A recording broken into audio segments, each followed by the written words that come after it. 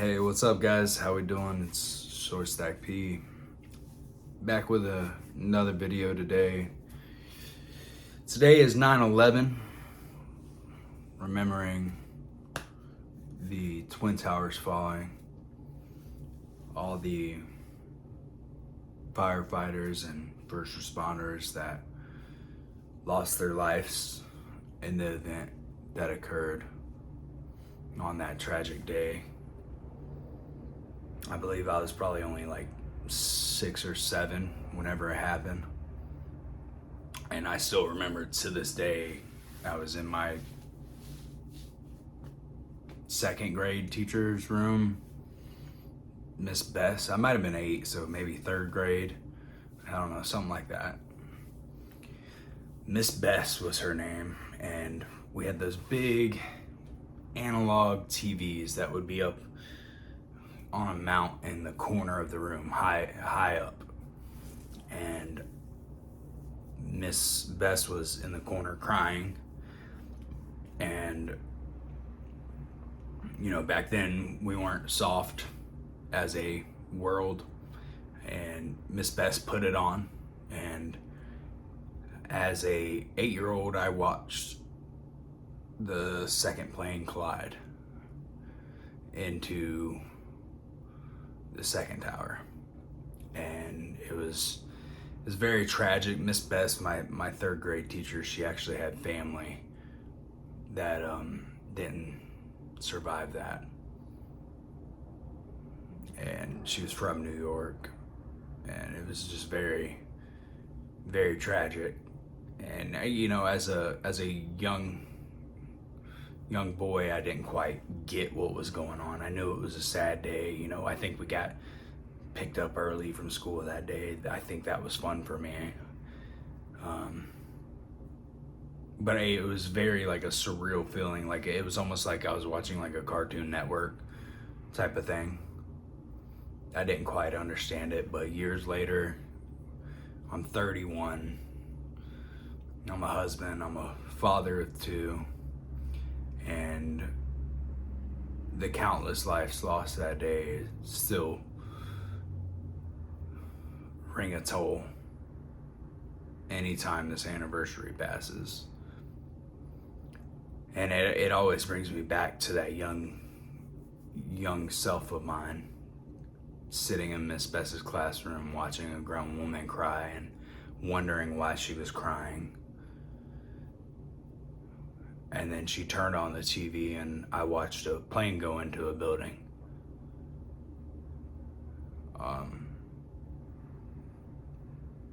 Very sad day, but a very commemorative day in America.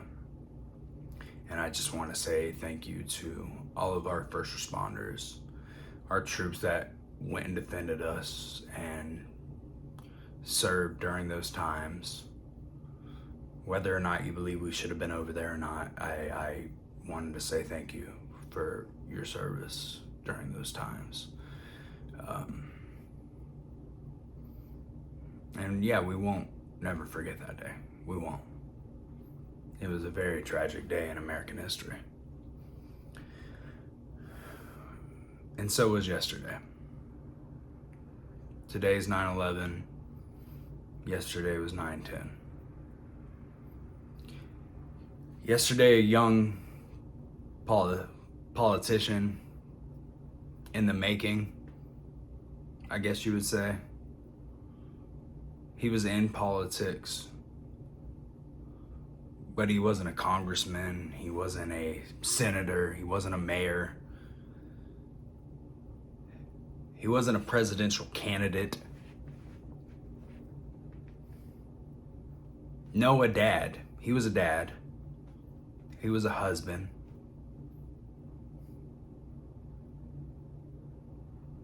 Was murdered on 9/10.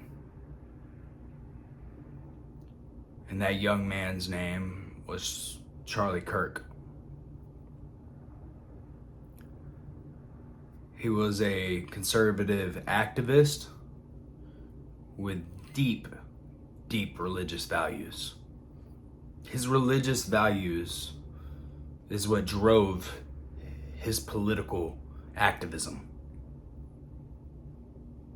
It wasn't that he wanted to be a politician. He wanted to be an inspiration for young people to find God, to find Jesus Christ, and to believe in a better future for their country in which they lived in. And that man, that father, that husband was murdered yesterday on 9/10. In cold blood. He was sitting just as still as I am right now, with a microphone in his hand. And he was giving opposing opinions a voice.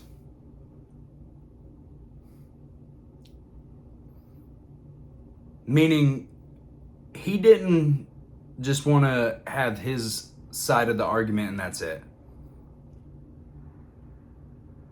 If he just wanted to do that, he would have just kept it in his head and never did any of what Charlie Kirk has done.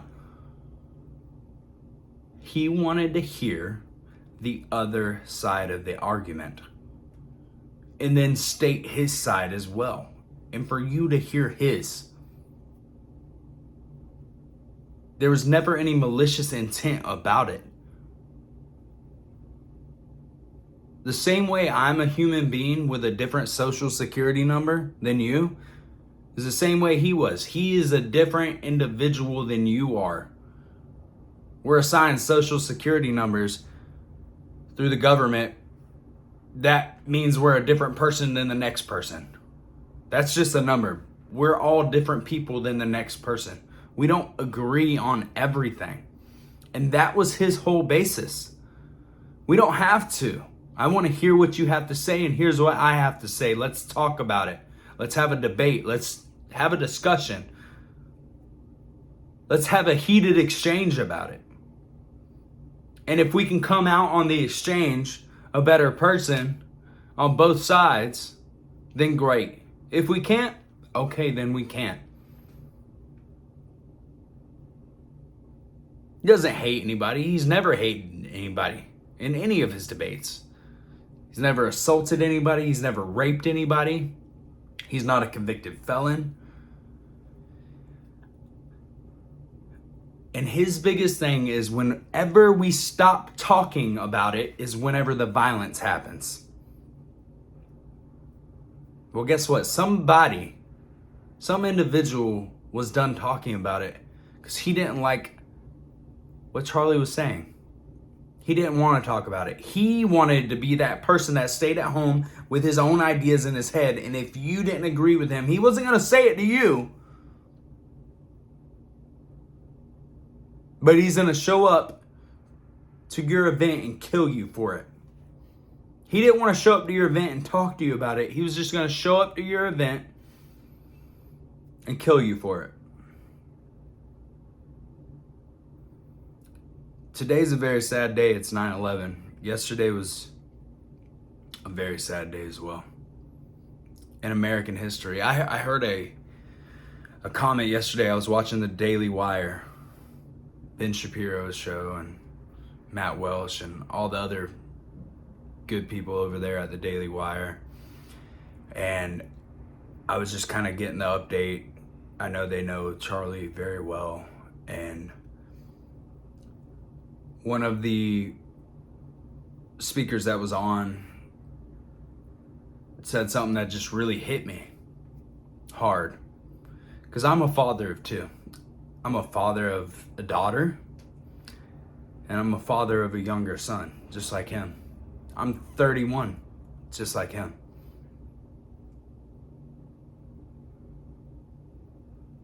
I've got a beautiful wife, just like him. I love God just like him. And that speaker said, Charlie, in kind-heartedness, said Charlie belongs to history now.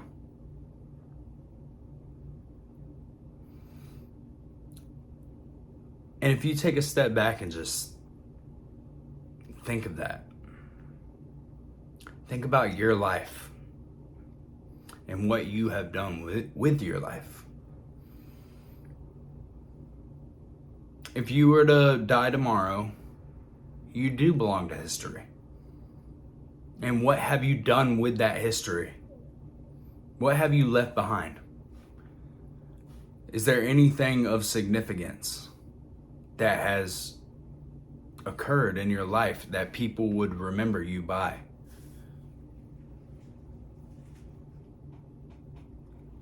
That speaker said, Charlie belongs to history, and history will have a lot to say about him.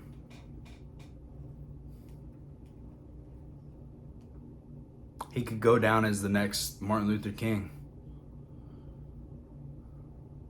Fill in the blank. The next inspirational individual that motivated young people to do something about what they believed in. That is all he was about. Regardless of what side you are on, that is what he was about. Is motivating young people.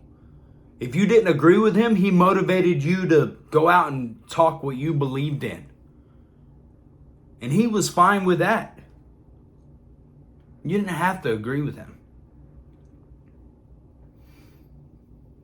But he was slain in cold blood, assassinated.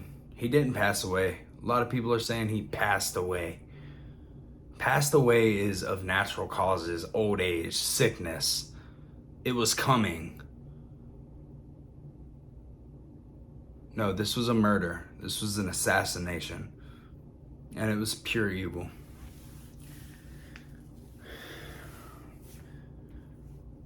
I just want to start by saying all of that and give my condolences to all of the families that were affected on that cold day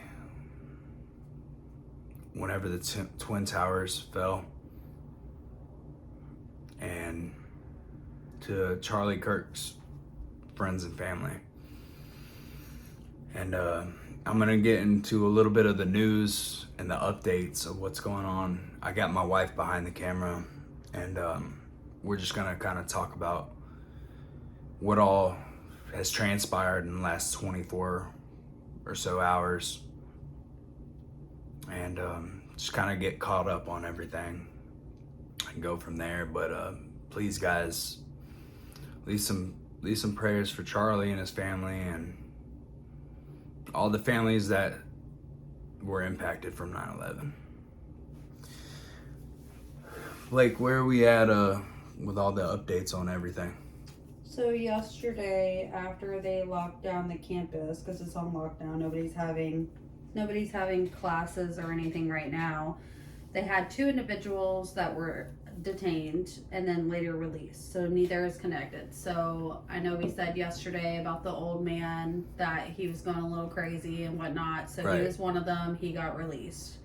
That was one of the ones that everybody was thinking was Yeah. the shooter. He was saying like crazy stuff at first. So that guy and I guess another individual, I don't know, I never saw the photos on the other one, but they both got released. This morning, the FBI had confirmed no suspect has been in custody. So they launched a manhunt with, the Utah County and then also the FBI, of course. Right. And then later today, they finally had surveillance images released showing a male person of interest. So this guy, I also have a photo that you can put up, wearing a baseball cap, sunglasses, dark clothing, this is what gets me, the shirt he was wearing. Long sleeve black shirt with an eagle and the U.S. flag on it. That would make him honestly unsuspecting and probably a participant. Here's the photo. Probably a participant of what was going on. So with these type of situations, guys, I've got a lot of military family, and I'm also, from the sticks, and we grew up very vigilant and very aware of our surroundings and how to fit in, how to be an outlier if you need to be. And a lot of common sense people have this type of knowledge. So given the circumstances, whenever you see this guy's photo right there, That's their number one suspect, by the way. If you know this guy, please, there's a tip line out there. Call it. Let them know who this guy is, where he is at. He needs to be brought in immediately. But whenever you see a guy like that, he's in a hat, he's got sunglasses, long sleeve shirt, American flag, denim jeans.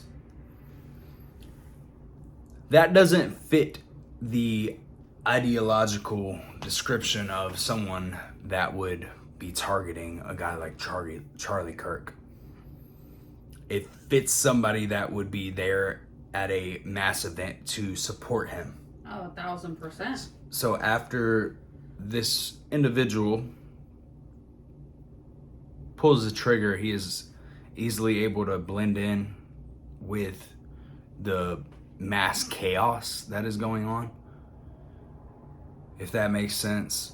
And you can't help but to think that this thing was just super planned out, and that it had to be coordinated. There's so many different things going on right now with this, and I'm sure we'll get into it here in a little bit. I'm gonna let Blake cover a little bit more, but he wore what he wore on purpose, because if he was up there with a rainbow shirt, blue hair, Crocs that are yellow, a gun that was bedazzled, he's gonna get seen immediately. Oh yeah, for sure. So later that afternoon, today, authorities recovered a high-powered bolt-action rifle in the wooded area near the university. So they believed, so there was a path along this wooded area too. So they believe after he shot Charlie Kirk that he went on this path because it's behind everything. Nobody sees him, nobody walks this path. It's in a wooded area. And then he disposed of it. So he wrapped the rifle in a towel, and they caught one spent cartridge in the chamber and then 3 live rounds still in the magazine. So he went the back way, disposed of it. Obviously not a great way, because they found it immediately the next day.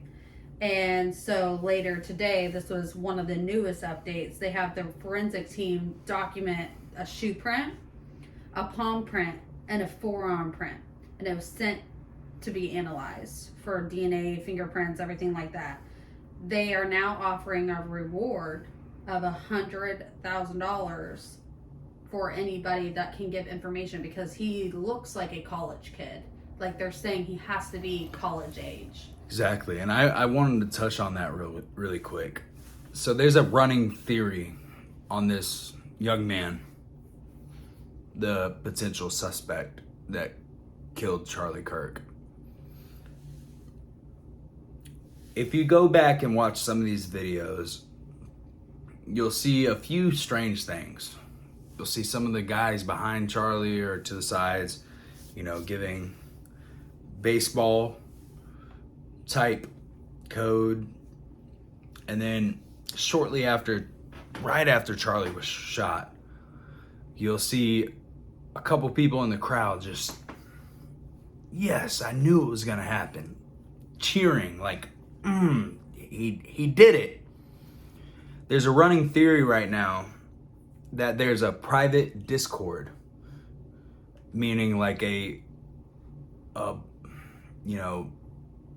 off the internet type of chat, to where college kids are in on a conversation to where it's just like, oh yeah, we're gonna get him at this one, this, that, the other.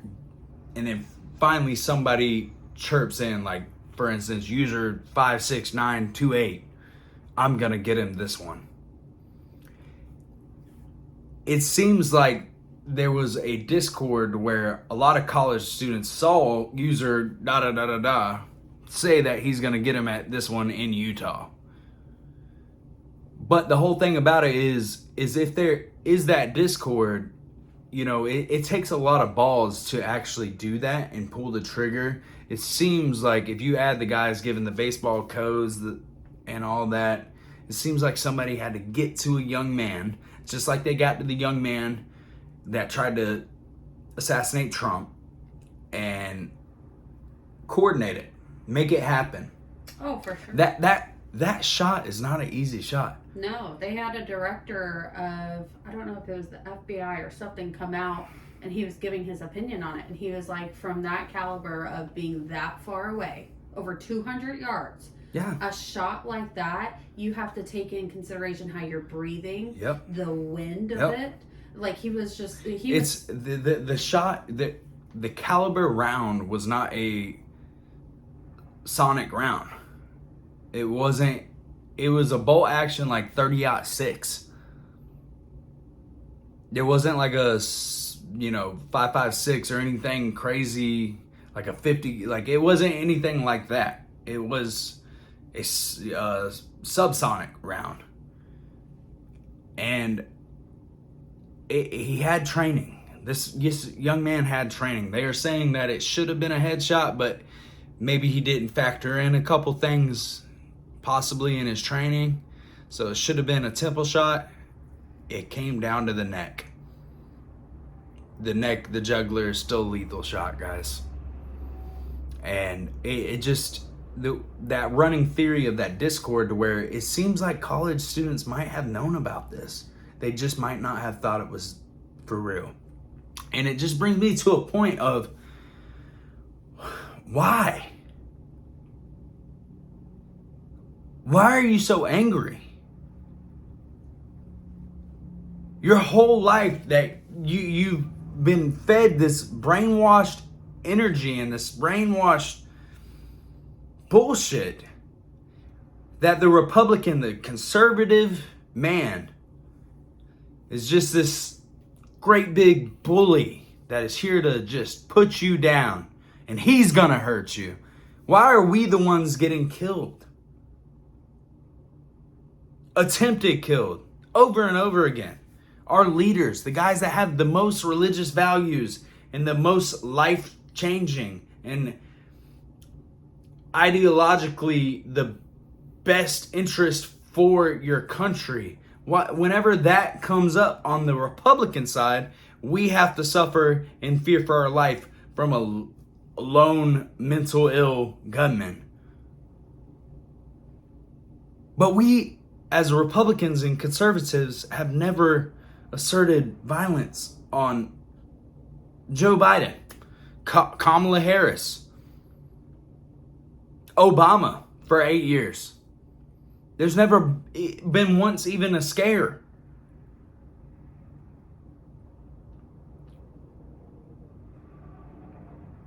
But yet, in your mind, we're the bad guys. We're the ones that are always oppressing and bullying. In case you didn't know, we are the vast majority. Trump got elected by the populace and the electoral. We are the vast majority. So Charlie was trying to have a discussion and y'all don't want to have a discussion. You're the majority and you're worried about us bullying. What about now?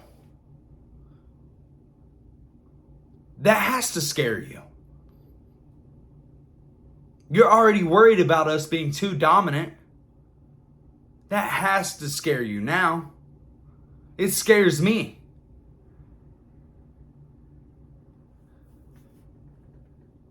For the future of this country.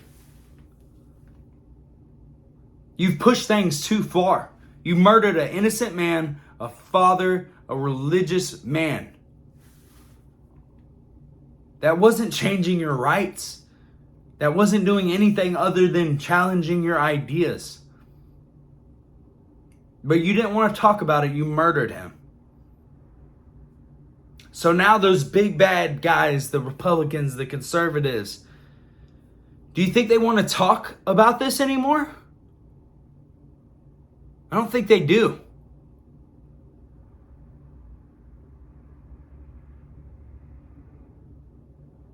It's shell-shocking to where this could lead. What else do you got?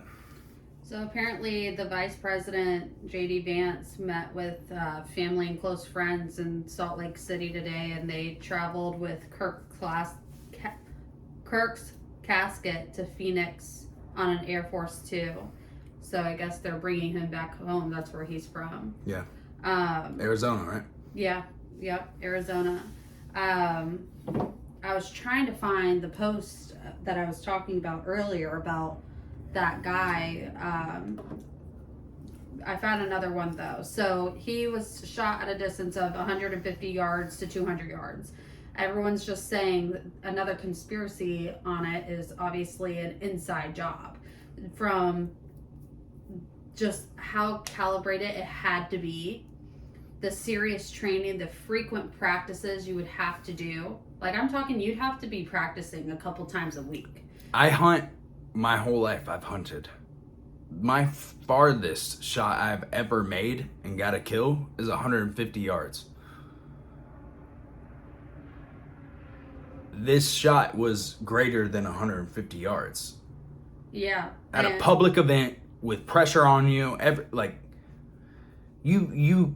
I can shoot farther than 150 yards, of course. But you have to be trained in a situation like that with all the odds stacked against you, your life at line. You can't just go up there willy-nilly and do this. This guy dressed the part to not get caught. He had a high-powered scope that could sight in. Like, he had everything he needed to do it and get away. And he made the shot with one shot. No just willy-nilly liberal is going to make that shot. If you ask me to make a shot like that right now, I would probably miss. I haven't shot that far in a year. I'm more of a handgun guy right now. That he has training. So this had to have been planned because he knew exactly what roof to be on. And if Charlie was wearing something to protect him, they knew to shoot at the neck. And then the fact that they knew exactly, whoever the person was, this guy, knew exactly what way to take to not be seen. It was planned. It had to be planned. Now, with the conspiracies adding on about the two guys and the hats, that right there, those signals, apparently there was also signals given among the crowd too. So I don't know if this is like multiple people. That's what I'm saying about that Discord thing. Yeah, I definitely see that too. I think right now is definitely inside job for sure. Definitely somebody who had somebody got to this young man. I think it was. But then other college people knew. For sure. One thing that also we haven't mentioned was the writing that was on the ammunition. If y'all have not heard of this, it is gonna blow your mind. Yeah. Apparently it had ammo found that had transgender and anti-fascist markings on the cartridges. So basically, Charlie's known for like making these debates and talking ideologically about different things, and this individual with the hat and the American flag shirt had all these transgender and anti-fascist remarks written on the ammo in the magazines whenever they found it. And that part screams, okay, I did get bought out. I did get converted into doing this. These are my beliefs, but I got trained to do this. I am gonna be the fall guy whenever I get caught. But they gave me a good escape plan on how to not get caught. Guys, it's gonna be a crazy next week or so.